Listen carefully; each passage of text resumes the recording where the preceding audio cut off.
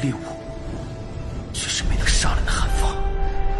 老师，对不住了，这次也连累您了。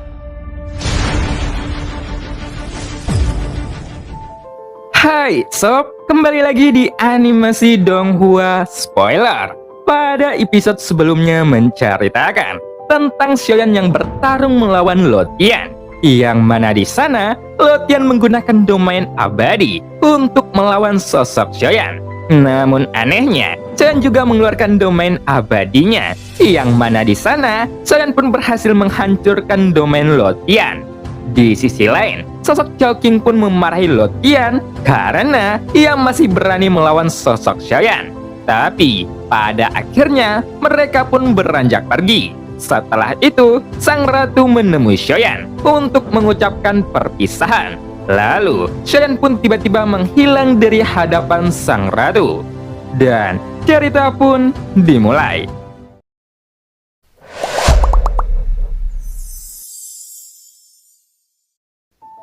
Mendengar itu, Xiaoyan pun menyipitkan matanya. Karena di dalam perbincangan singkat sebelumnya, Xiaoyan tidak mendapatkan jawaban sedikit pun.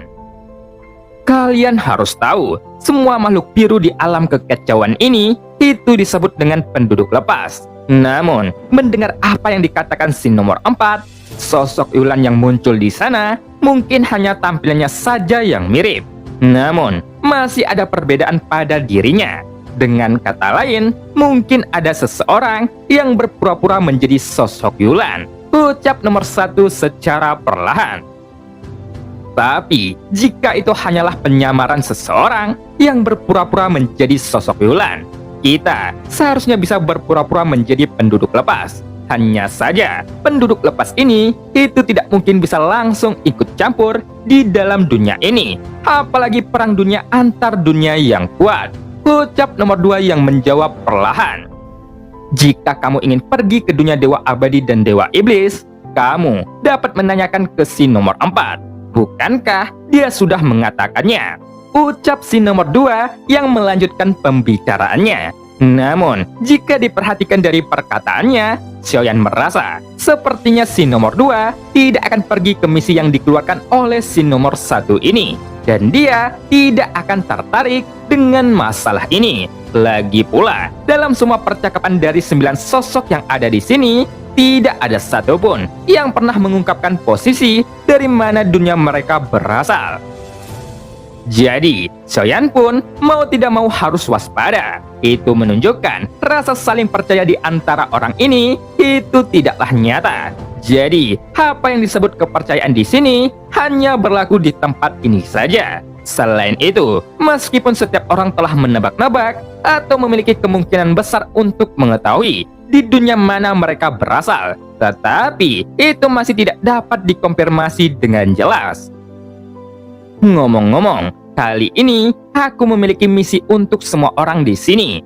Di dunia dewa abadi dan dewa iblis, ada orang kuat yang bernama Dimo. Siapapun yang dapat membunuhnya, aku akan berhutang pada kalian, ucap si nomor 4 yang berkata secara perlahan. Masalah ini berawal saat aku menitipkan sesuatu kepada orang ini. Dan ini pertama kalinya aku menitipkan sesuatu kepada orang ini. Sepertinya orang yang bernama Demo ini tidak mudah untuk dibunuh, ucap si nomor 4 kembali. Sejujurnya, barang yang aku titipkan adalah roh pedang dari pedang ajaibku.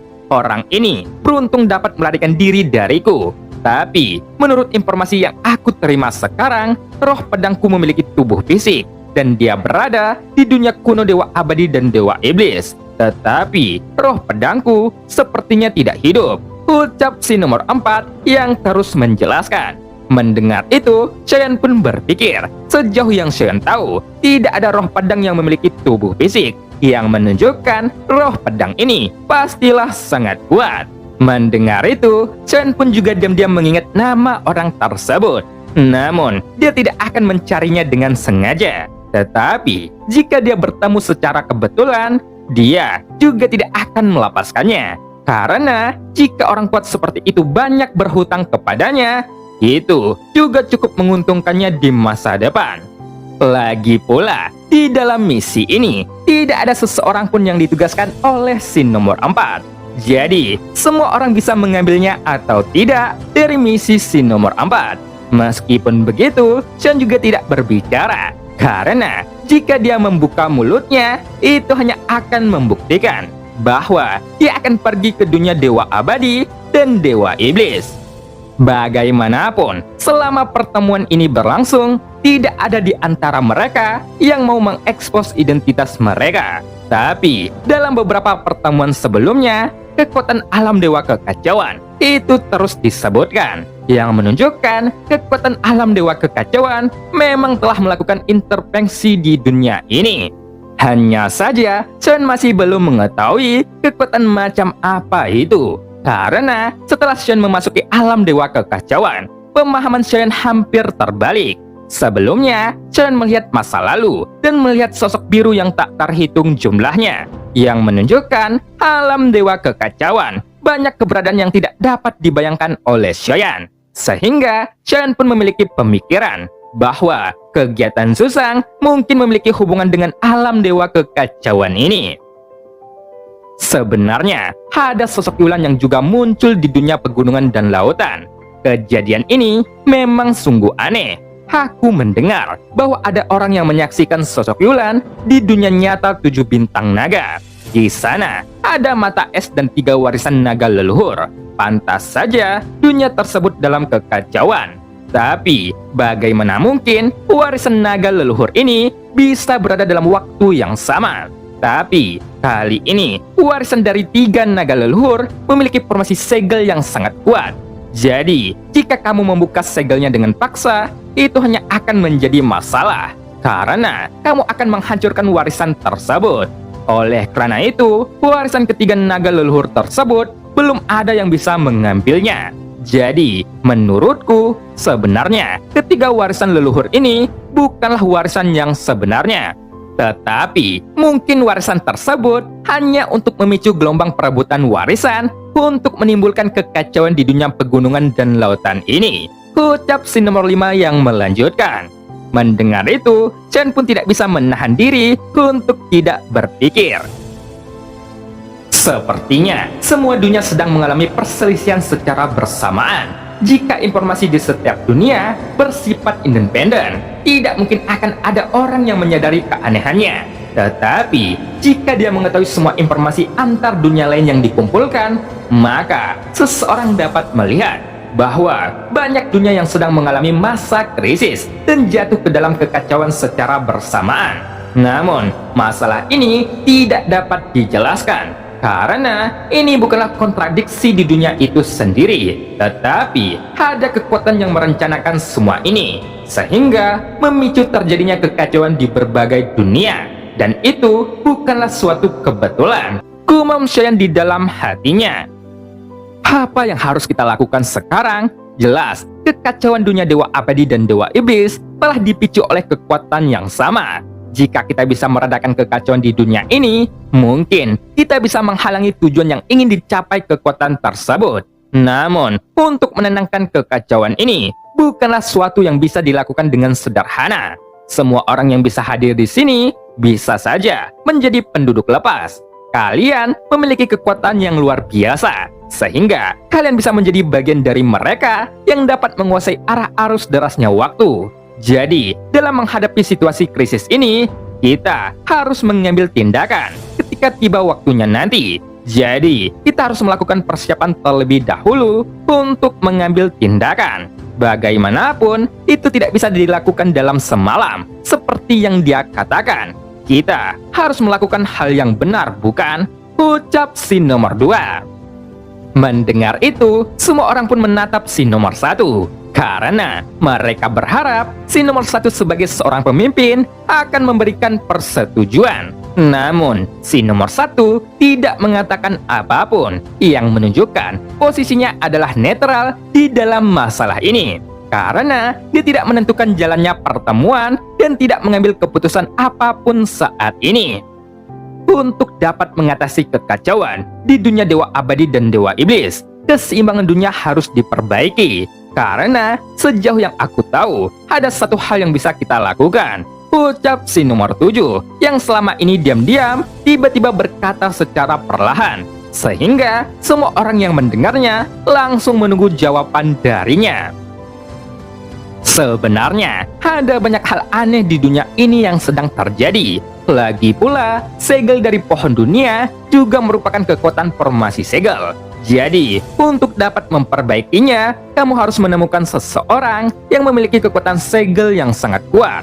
Di dalam catatan sejarah, Senshi pernah memiliki keberadaan yang sangat kuat, yang bernama Bolaro. Dan dia merupakan salah satu keberadaan milik Zuzang di mata kirinya. Dan kita hanya bisa berharap sosok ini bisa membantu. Bagaimanapun, sosok ini memiliki kekuatan formasi segel yang luar biasa. Namun, sangat disayangkan, dalam catatan kematian Zuzang, tubuhnya terpotong-potong di berbagai tempat.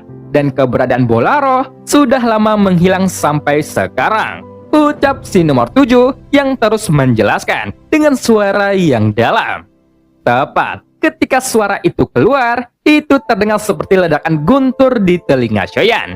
Jelas, Shoyan tidak pernah menyangka bahwa si nomor 7 sebenarnya memiliki informasi yang sangat detail tentang dunia Senshi. Bahkan, dia tidak hanya mengetahui keterampilan formasi segel Goyan, tetapi juga mengetahui nama Bolaro yang membuat Shoyan pun menarik napas dengan berat. Aku pernah mendengar, meskipun reinkarnasi Zuzang masih hidup, tetapi dunia Senshi juga sedang diinvasi oleh dunia Taesu. Jadi, aku khawatir akan sulit untuk meminta reinkarnasi Zuzang untuk membantu. Ucap Shoyan yang berkata perlahan. Kemudian, ia pun menghela napas panjang. Bukankah si nomor 6 dari dunia Senshi? Ucap si nomor 4 yang bertanya. Nomor 6, apakah kamu mengenal reinkarnasi Zuzang? Ucap si nomor 3 yang berbicara terus terang dan bertanya langsung kepada si nomor 6 tanpa ragu-ragu sedikit pun. Aku memang pernah mendengar reinkarnasi Zuzang, tapi aku belum pernah melihat keberadaan Bolaro. Ucap si nomor 6 yang menjawab. Namun, suaranya sangat aneh. Sepertinya dia tidak tahu sama sekali identitas reinkarnasi Zuzang, yang membuat Shoyan pun semakin curiga bahwa dia bukan berasal dari dunia Senshi. Karena jika dia seorang penduduk lepas, dia juga pasti keberadaan yang sangat kuat. Jadi seharusnya dia hidup pada waktu zaman Zuzang yang masih hidup. Lalu, mustahil jika dia belum pernah mendengar keberadaan Bolaro yang memiliki kejeniusan di dalam hal formasi penyegelan. Baiklah, jika tidak memungkinkan menemukan Bolaro, sebenarnya ada orang lain yang dapat menguasai formasi penyegelan. Mungkin orang ini dapat memperbaiki perlindungan pohon dunia. Ucap si nomor 7 yang melanjutkan. Orang yang dapat memperbaiki perlindungan pohon dunia? Apakah orang seperti itu benar-benar ada? Ucap si nomor 2 dengan rasa ingin tahu. Karena aku berani mengatakannya, tentu saja, aku bukannya tidak memiliki bukti yang tak berdasar. Ada rumor bahwa di dunia pegunungan dan lautan dalam, ada jejak-jejak orang yang memperbaiki pelindungan pohon dunia. Namun, walaupun orang ini ada, itu adalah jaminan mutlak bagi dunia pegunungan dan lautan. Jadi, tidak mungkin untuk membawanya ke dunia dewa abadi dan dunia dewa iblis. Ucap si nomor 7 secara perlahan. Mendengar itu, si nomor 3 pun menghela napas. Sepertinya tidak ada cara untuk dapat menghentikan kekacauan di dunia dewa abadi dan dewa iblis. Namun, sebagai makhluk di sana, meskipun mereka yang tidak memiliki pelindungan pohon dunia, seharusnya mereka tidaklah lemah. Karena kekacauan ini telah terjadi dan tanpa perlindungan pohon dunia, maka kita harus berdiri dan bertarung. Jika kalian semua memiliki kemampuan, maka mohon bantuannya. Meskipun kita tidak tahu apa hasilnya, kita hanya perlu melakukan apa yang bisa kita lakukan. Ucap si nomor 3 yang berkata dengan tegas. Mendengar dari dua orang yang berbicara, Shoyan pun tidak dapat merasakan adanya bahaya di dalam kata-kata kedua orang tersebut. Jika tebakannya benar, si nomor 3 tidak cukup kuat. Jika tidak, dia tidak mungkin mengusulkan kerjasama untuk menyelesaikan masalah itu. Meskipun begitu, semua orang pasti memiliki penilaian mereka sendiri, sehingga pasti ada pro dan kontra antara satu sama lain. sehingga tidak dapat dipastikan mereka akan melakukannya atau tidak. Namun, jika dilihat dari sudut pandang ini, jika apa yang dikatakan si nomor 2 itu benar, meskipun si nomor 2 berbicara terlalu banyak, tapi kata-katanya sejalan dengan si nomor 3, sehingga si nomor 3 tidak terus berbicara, karena tidak ada yang mengambil keputusan untuk setuju atau tidak. 2 pedang yang kamu pesan, aku telah menyelesaikannya, dan aku akan menyerahkannya kepadamu. Namun, dalam pembicaraan ini, aku tidak memiliki informasi tambahan untuk dibagikan kepada kalian, ucap si nomor 8. Setelah si nomor 8 berbicara, situasinya pun kembali hening. Bolehkah aku bertanya tentang armor? Ucap Xiaoyan yang bertanya kepada si nomor 8. Karena identitasnya adalah pemurni senjata. Sebenarnya, aku ingin tahu tentang pendapatmu. Apakah kamu pernah mendengar bahwa pasukan dari dunia Tesu menggunakan sebuah armor yang disebut dengan armor dewa palsu? Menurutku, armor dewa palsu ini sangat bagus dan aku ingin membuatnya, ucap Xiaoyan yang berkata perlahan. Tapi dia menambahkan pertanyaan kedua, karena jika Xiaoyan bertanya tentang armor dewa palsu secara langsung, mungkin semua orang akan meragukan identitasnya. Armor dewa palsu? Aku belum pernah mendengarnya. Jadi, bisakah kamu menjelaskan armor dewa palsu ini secara detail? Ucap si nomor 8. Sebelumnya, aku melihat sosok yang menggunakan armor dewa palsu ini. Meskipun ranah kultivasinya berada di ranah dewa pertempuran, tetapi dengan menggunakan armor dewa palsu ini, orang tersebut dapat menggunakan kekuatan keabadian. Bahkan, armor ini itu dapat diubah menjadi bola cair saat tidak digunakan. Kemudian, saat armor ini digunakan, itu bisa langsung menutupi sosok pemakainya. Bahkan ukurannya bisa menyesuaikan tubuh penggunanya. Ucap Xiaoyan yang menjelaskan secara detail tentang armor dewa palsu. Bukankah armor dewa palsu yang kamu bicarakan seperti armor pesanan dari si nomor 6 yang telah aku tempah? Hanya saja namanya berbeda, ucap si nomor 8. Nama armor ini berasal dari pikiranku yang tiba-tiba muncul ribuan tahun lalu. Dan armor ini diberi nama armor dewa kematian.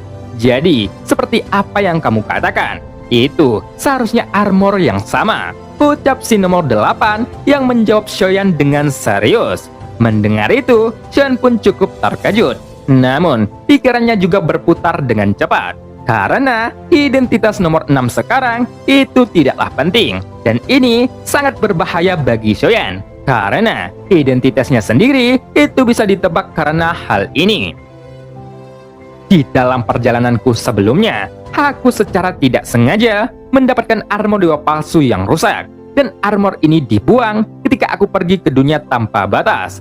Oleh karena itu, aku mengetahui bahwa armor itu disebut armor dewa palsu. Dan aku merasa armor itu sangat bagus. Jadi, bisakah kamu membantuku untuk membuatnya? Ucap Xiaoyan dengan nada yang santai.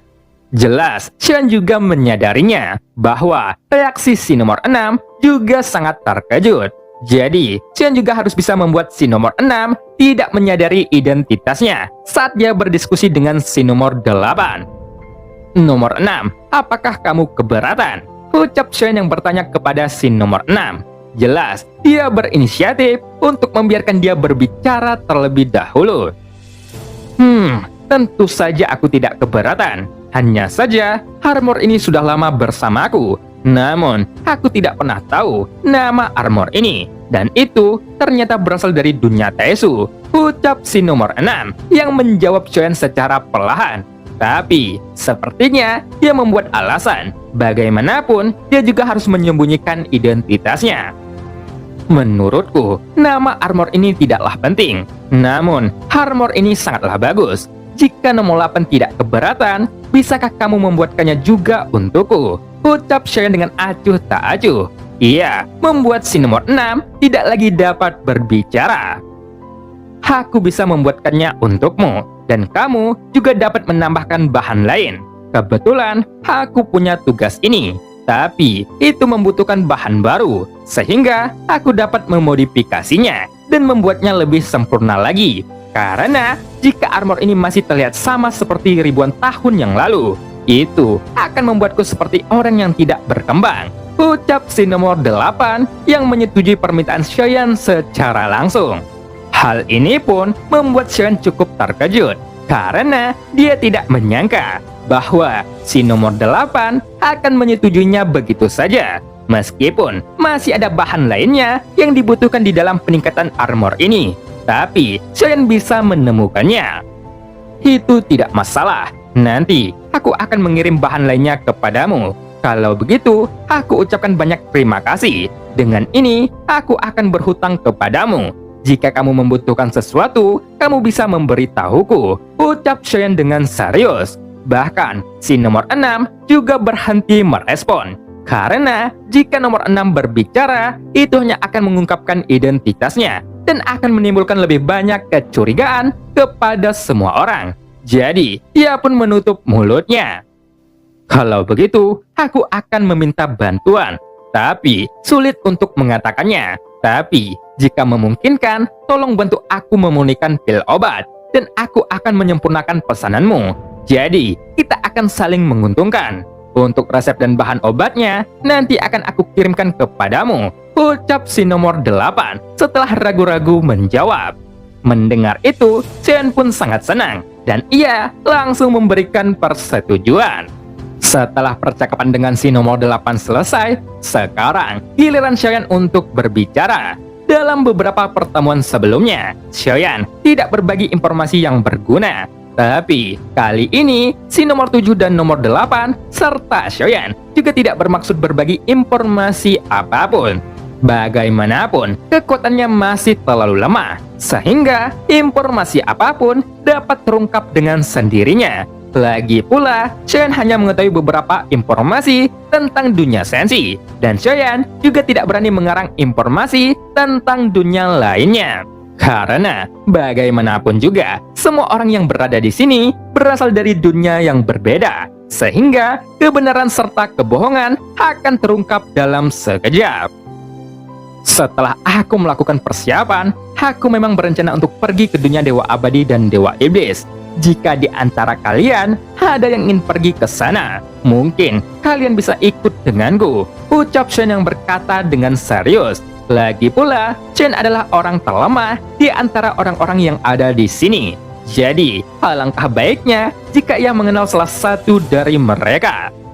Meskipun begitu, alasan Chen berani mengatakan ini adalah karena Chen yakin tidak akan ada seorang pun di tempat ini yang berani ikut dengannya untuk pergi ke dunia kuno Dewa Abadi dan Dewa Iblis, lalu mengekspos diri mereka sendiri. Xiaoyan sendiri pun berusaha untuk tidak mengekspos identitasnya selama dia berada di dunia Dewa Abadi dan Dewa Iblis dengan mudah. Nomor 9. Apakah kamu yakin ingin pergi ke dunia Dewa Abadi dan Dewa Iblis? Jika begitu, aku akan memberimu harta pertahanan diri.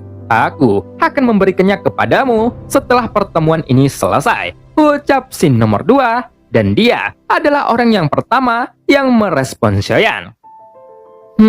Terima kasih banyak. Jangan repot-repot. Ucap Xiaoyan yang menjawab dengan singkat. Apakah kamu tidak membutuhkannya? Ucap si nomor 2. Namun, dia sedikit bingung karena Xiaoyan ragu-ragu menerima pemberiannya. Aku hanya ingin bertanya kepadamu, apakah ini bisa dianggap sebagai bantuan? Ucap Xiaoyan sambil tersenyum kecut. Mendengar itu, si nomor 2 pun tertekun sejenak. Jangan khawatir, aku tidak memiliki niat lain. Jika kamu membutuhkan sesuatu, katakan saja, dan itu tidak masuk dalam perhitungan bantuan apapun. Tapi, jika kamu pergi ke sana, aku harap kamu dapat memenuhi permintaanku. Jadi, apapun yang kamu butuhkan, aku akan memberikannya. Ucap si nomor 2 yang menjawab sambil sedikit tertawa.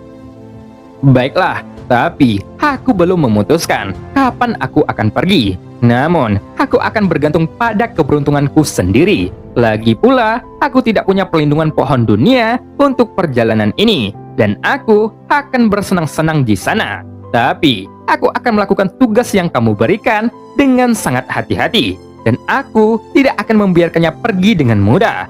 Begitu aku menemukannya, aku juga akan membunuhnya untukmu. ucap Xiaoyan dengan perlahan. Namun, di dalam kata-katanya yang singkat ini, itu terdengar sangat mendominasi. Bahkan, ada rasa yang mendominasi yang setara dengan scene nomor 2. Sepertinya, kamu seorang pria yang sangat kuat.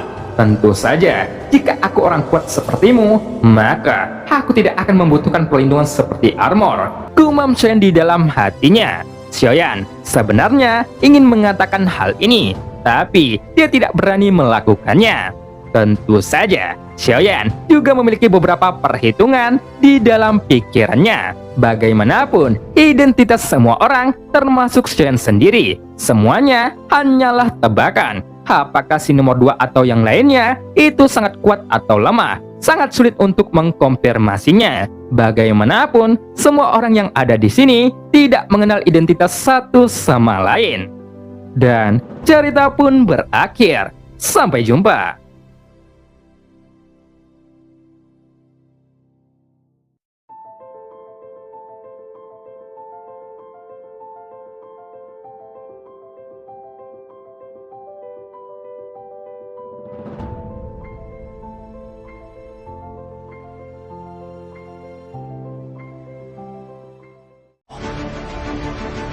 一旦被他们锁定了位置，我们俩都会性命堪忧。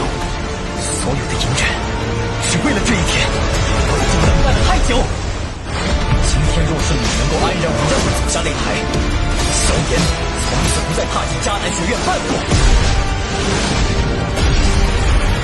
他迟早会发现的。既然如此，就给他一个惊喜吧。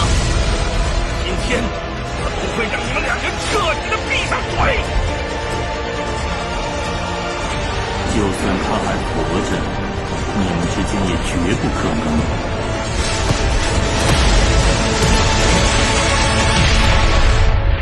加玛帝国云岚宗，我萧炎回来了。